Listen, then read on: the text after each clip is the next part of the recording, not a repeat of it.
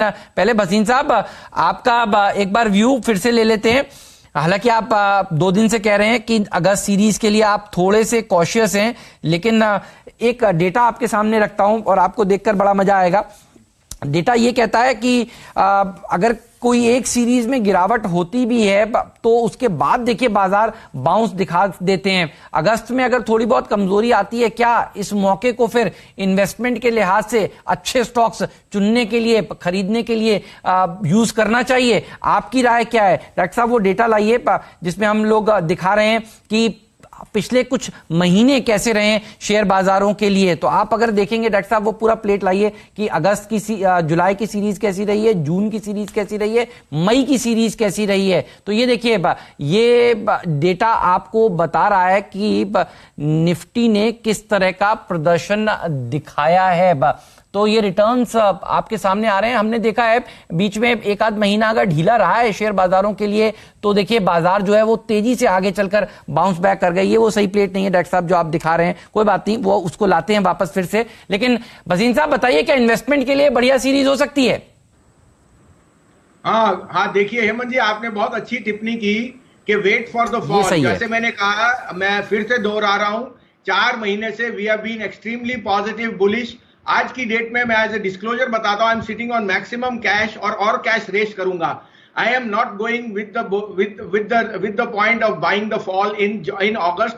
I will wait for the 15th of August, but I am very very pessimistic on August. मुझे लगता है all good news जो मार्च अप्रैल मई में सबसे ज्यादा नेगेटिव पोजीशन एफआईज की थी, अब वो सबसे ज्यादा पॉजिटिव है।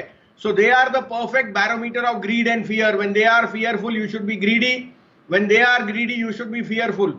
सो this is the time to raise cash. और आपने सही कहा है, अगर 1 महीने का ब्लिप आएगा, जो मैं भी कह रहा हूं 1 महीने का ब्लिप है, तो आपको क्या लेना चाहिए। लेकिन अगर आपके पास कैश है या आपने रेस कर रखा है हेज अपना, तभी आप ले सकते हैं। हेमंत जी, ये कहना आसान है, अगर 11,200 से आप उदाहरण के लिए 10,200 चले गए, वहां पे लोगों को घबराहट होती है।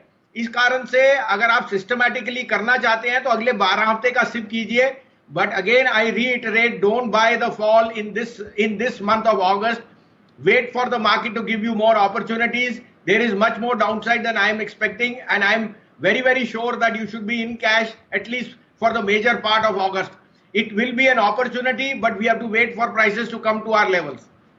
तो ये देखिए, ये वो डेटा डॉक्टर साहब ने अब देखिए फिर से जो दिखाया, ये वो डेटा आपको सजेस्ट करता है पिछले 5-6 सीरीज का अगर आप एनालाइज करें तो आप देखेंगे कि एक आध सीरीज में दबाव हो सकता है। तो जो भसीन साहब आपको कह रहे हैं कि ऐसा करेक्शन आ सकता है, तो आया है। आप देखिए मई में 370 पॉइंट की गिरावट थी, उसके बाद फिर जून में 800 पॉइंट की तेजी हुई, जुलाई में 800 पॉइंट निफ्टी ने और गेन किया। अगस्त वाला भी हम भर देंगे यहाँ पर। और अगर आप पहले देखें, मई से पहले का डेटा भी डॉक्टर साहब दिखाइएगा, तो आप देखिए एक अच्छी रैली देखने को मिली थी मार्च के लोज से अप्रैल में, और उसके बाद फिर मई में थोड़ा बहुत करेक्शन भी देखने को मिला था। तो करेक्शन आ सकता है, ये मत सोचिए कि आ नहीं सकता, लेकिन अगर आता है तो फिर आपको अच्छे स्टॉक्स के बारे में सोचना चाहिए। भसीन साहब हमारे साथ हर हफ्ते हर रोज जुड़ते ही हैं। भसीन साहब आपको बताएंगे कब करेक्शन पूरा हो चुका है। लेकिन भसीन साहब आपने थोड़ा सा हमें डरा दिया है, ये बताइए कितनी करेक्शन आ सकती है? और ठीक भी है, आप क्वेश्चन दिखा रहे हैं, कितनी करेक्शन आ सकती है आपके लिहाज से शेयर बाजार में इस सीरीज में? नहीं हेमंत जी, वो तो टाइम से ही पता लगेगा। बट मुझे लगता है now we are at very frothy levels. All good news is in the price. आपने देखा है कल जो जीडीपी के आंकड़े हैं, चाहे जर्मनी है, यूएस है, 50 साल में जो नहीं हुआ वो हो रहा है, और उसकी rebuilding is not going to be easy. आपने देखा है इंडिया में भी the government is strapped to pay the GST dues. तो मैं नेगेटिव परसेप्शन पे नहीं जा रहा। Markets have climbed a lot of wall of worry, but this is the month of being status quo. आपको थोड़ा सा रुझान रखना पड़ेगा। Don't chase the rally. यहाँ पे रिस्क रिवॉर्ड आपके फेवर का नहीं है। मैं तजुर्बे से बता रहा हूं आपको, मैंने बहुत मार्केट देखी है और हर बारी मैं भी ऐसे ही गलत ट्रैप होता था। So don't trade this. 8, 8.5, 9,000 पे आपके पास कंफर्ट लेवल था, 11,200 पे आपके पास कंफर्ट लेवल नहीं है। अगर यहां से 500 पॉइंट की फॉल आया, आपसे उस तरह से बर्दाश्त नहीं किया जाएगा। तो एक कॉशन भी है, थोड़ा सा एप्रीहेंशन भी है, थोड़ा तजुर्बा है कि raise cash, they will be better opportunities to buy and we will take it as it comes. तो कैश रेज करिए, ये राय भसीन साहब की। सतपुते जी बताइए, आप कैसे अप्रोच करेंगे इस सीरीज को? और आप भसीन साहब कुछ शॉर्ट के आइडियाज हैं क्या आज आपके पास? क्योंकि मैं कल भी सुन रहा था आपको आखिरी सौदा में 3 बजे जो आप भसीन जी के भरोसेमंद शेयर बताते हैं वहां पर आपने शॉर्ट के कॉल्स दिए थे। बताइए आज के बाजार में ट्रेड कैसे करेंगे? आपने ये तो बता दिया कि अगस्त सीरीज पर आपका व्यू क्या है, लेकिन ट्रेडिंग के मौके कहां पर आपको नजर आ रहे हैं? हेमंत जी, पहले तो बताऊं, लास्ट वीक आपको हमने बहुत ब्रिलियंट फार्मा स्टॉक्स लेके दिए थे और दोनों बहुत आउट परफॉर्म किए। आपको याद है 72-73 में सन फार्मा दिलाया था 500 का टारगेट, कल वो 509 बिका है।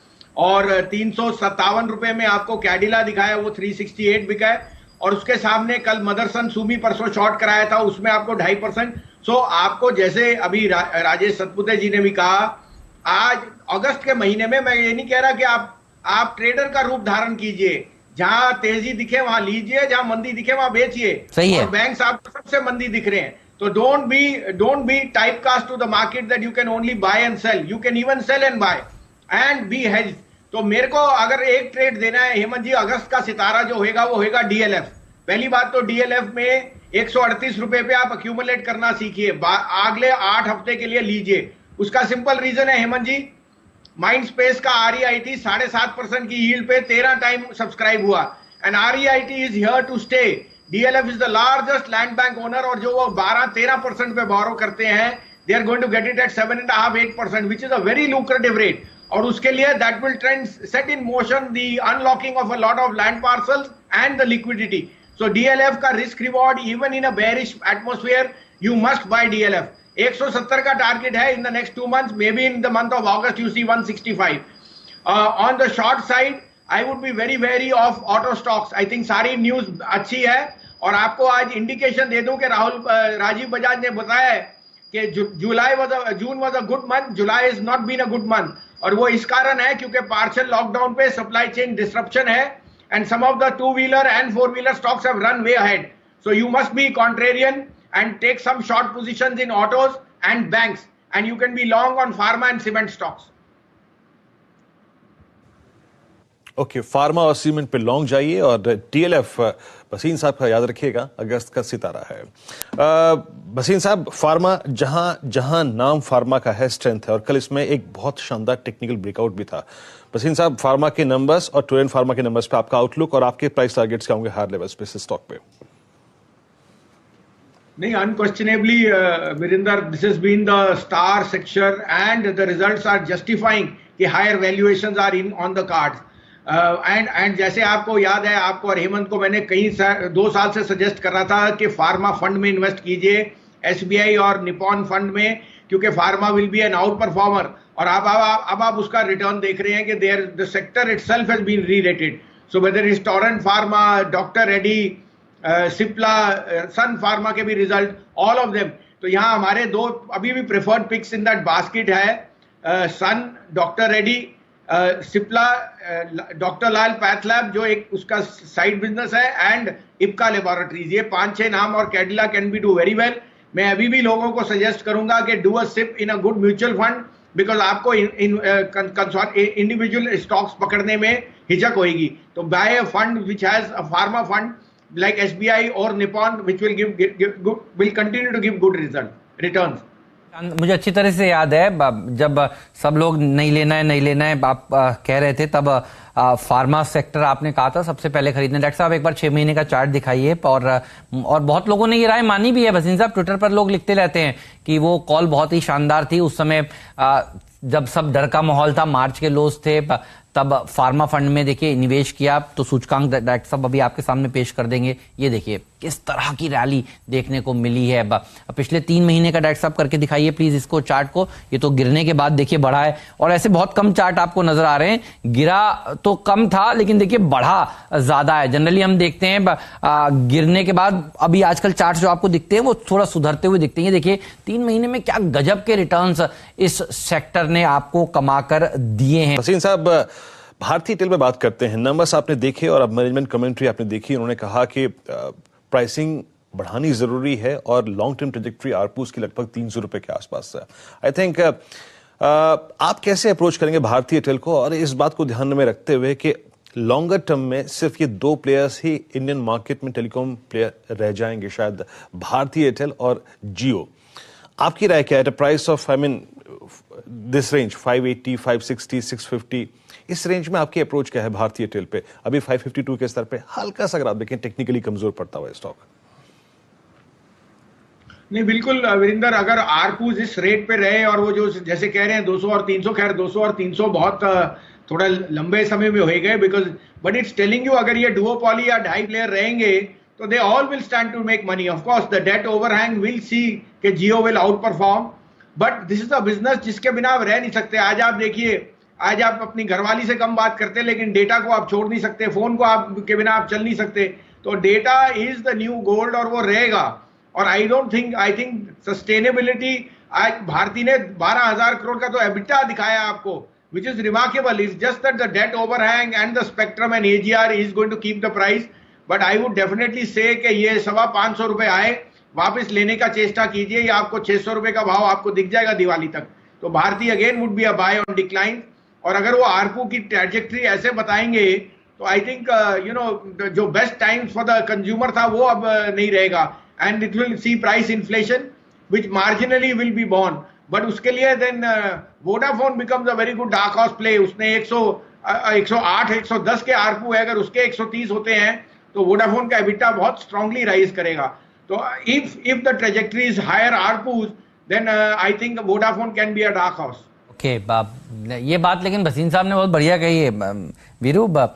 घर में घरवाली से कम बात होती है और फोन पर देखिए ज्यादा समय रहता है, ये बात सत्य है। मैं थोड़ी देर बैठ के जब टिप्पणी कर रहे थे भसीन साहब, मैं सुन रहा था, यार बात में तो दम है।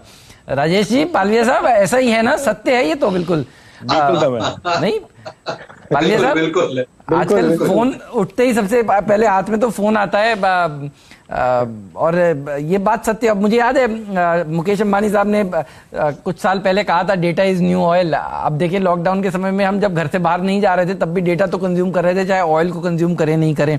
लेकिन ये बहुत शानदार आपने डायलॉग मारा है सर, मजा आ गया। ये भसीन साहब, आपकी उम्मीद क्या है सन फार्मा से, और आपकी उम्मीद क्या है एसबीआई से? क्योंकि एसबीआई आज सेकेंड हाफ में देखिए बाजार की दिशा तय कर सकता है। एसबीआई को कैसे अप्रोच कर रहे हैं आज, और सन फार्मा को कैसे अप्रोच कर रहे हैं नंबर से पहले? हाँ, तो देखो हेमंत जी, सन फार्मा ने काफी रनअप दे दिया, 472-73 2 दिन में 510 हो गया। और वो इसलिए है कि टैरो के numbers were better than expected. जो लॉस था वो उतना नहीं था जितना, and Taro is one of the, Sun is the holding company of that. साथ में मुझे लगता है जेनरिक प्राइसिंग में they will see a sharp uptick, and they are one of the largest players in the US. So I think that Sun will give good numbers, guidance will be strong, और technically भी जैसे आपके बाकी analyst बताएंगे, Sun is headed towards 525. अब वो 525 happens today or tomorrow, I think Sun is a buy on decline and will be a one of the better performers along with Cipla and Dr. Reddy in the basket. आपने दूसरा share कहा था SBI sir, state bank of India. नतीजे आज देखिए, SBI हम काफी time से बुलिश है, लेकिन शेयर चलता नहीं सर, 200 रुपए के ऊपर क्लोज देता नहीं है, एक दो दिन जाके वापिस आ जाता है। और बैंक्स में अब मेरी जो हौसला था, हौसला अफजाई कम हो गई, क्योंकि अगस्त का महीना मुश्किल हो सकता है। तो I would say results stand out हो सकते हैं। We will have to see the commentary on the moratorium on the credit, but उनको जो बॉन्ड यील्ड्स के घटने का है, सबसे ज्यादा फायदा ट्रेजरी प्रॉफिट में होगा। और इस कारण से सेविंग्स अगर 3% पे रिटर्न है तो उनकी लायबिलिटी फ्रेंचाइज तो बेस्ट एवर पोजीशन में है। यही देखना है कि कितनी आगे उनकी ग्रोथ का मोमेंटम है ऑन द रिटेल साइड, और कॉर्पोरेट लोन्स कैसे हैं। बट सम ऑफ पार्ट्स में वैल्यू पिक है। हाउएवर लाइक आई सेड कि आज की डेट में बैंक्स आर अंडर परफॉर्मिंग, तो थोड़ा सा आपको नजरिया बढ़ाना पड़ेगा। अगर आप स्टेट बैंक लेते हैं, 175 रुपए का भाव आपको अगर इस महीने में आएगा तो वो लेने वाला मौका है। लेकिन भसीन साहब, अगले हफ्ते का सबसे इंपॉर्टेंट इवेंट पर भी एक चर्चा कर लेते हैं। अगले हफ्ते आरबीआई की पॉलिसी है, और आरबीआई की पॉलिसी है 6 तारीख को। तो होप ये होगी, एक तो 25 बेसिस पॉइंट का रेट कट होगा। क्या ये भाव में पचा हुआ है पहले ही? आप क्या मान रहे हैं, कितना रेट कट हो सकता है? और दूसरी बात, सब लोग ये जानना चाहते हैं आरबीआई से, क्या वन टाइम रिस्ट्रक्चरिंग अलाउ होगी या नहीं होगी? जुलाई की सीरीज में खूब चर्चा हुई, वित्त मंत्री जी की तरफ से बयान भी आए कि करना चाहिए, लेकिन अब तक सलाह मशवरा ही हुआ है, कुछ आया नहीं है। क्या ये इवेंट इंपॉर्टेंट है आपके लिहाज से, और अगर होता है तो बैंकों को कुछ राहत मिल सकती है क्या? और फिर अगर तेजी होती है तो आप उस रैली में से निकलने की कोशिश करेंगे या कुछ बैंक्स को खरीदेंगे? तो देखो 3 पॉइंट है हेमंत। एक, आपको पता है कि एक रेट कट है जो मेरे हिसाब से प्राइस इन है, बिकॉज आपने रिपो रेट इतना लो कर दिया कि बैंक्स के पास अब कोई ऑप्शन ही नहीं है। देखिए रिवर्स रिपो पे डालते हैं तो उनको 3.25% मिल रहा है। दूसरी बात, liquidity is not a problem. Secondly, moratorium, सबसे बड़ी बात जो होगी वो वर्ड एम है कि मॉरेटोरियम की एक्सटेंशन ना हो, and that will be what the street does not want. अगर मॉरेटोरियम एक्सटेंशन होती है, it again increases the viability of low liquidity और फिर पेसिमिज्म आती है।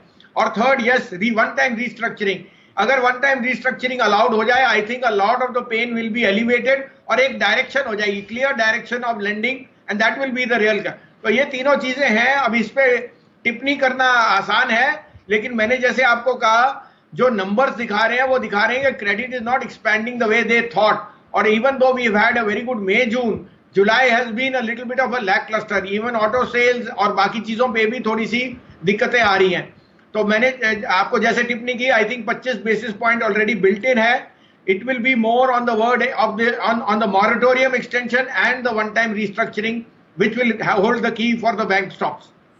RIL के नतीजे आपको कैसे लगे? गुड मॉर्निंग सर, बताइए। तो results I think better than expected थे। ऑन द बैक के I didn't expect 140 on the ARPU। Yes. और वो ये बता रहा है कि I think all the 3 telecoms are laughing their way to the bank. 120-22 रुपए से शुरू हुआ था जब ARPU जो जियो का था, और 140 हो गया। भारती ने 154। तो these are back to old days, और आई थिंक कैश जनरेशन बहुत है। उन्होंने क्लियरली इंडिकेट किया कि हाइड्रोकार्बन बिजनेस में because of the lockdown pressure था, but retail has again shown good number. तो सम ऑफ पार्ट्स में मिला जुला अच्छे नंबर्स हैं हेमंत, इन एन एटमोस्फियर जहां आपको पता है कि यू हैव टू, जैसे आपने कहा, the tough gets going in a tough environment. Reliance has proven that point. However I think 2100 रुपए में आपको ज्यादा रूम नहीं है ऑन द स्टॉक प्राइस, और जैसे मैंने आपको इंडिकेट किया, August will be a difficult month, so I think the stock will remain range bound, but the numbers are ahead of estimate.